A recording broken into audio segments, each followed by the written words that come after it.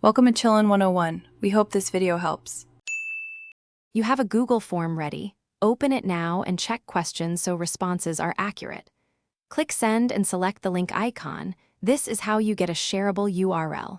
If you prefer a cleaner link, tick Shorten URL. That helps in WhatsApp previews. Make sure to set response permissions.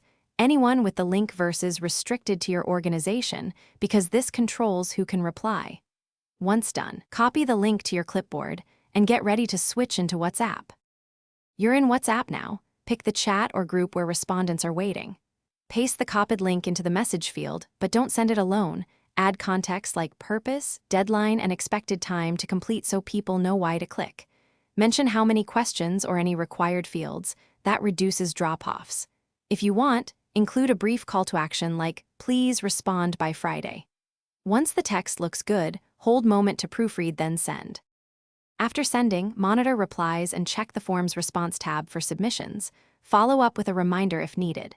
If WhatsApp doesn't show a link preview, try resending the shortened URL or paste the full link with a short note. Sometimes previews fail, but links still work.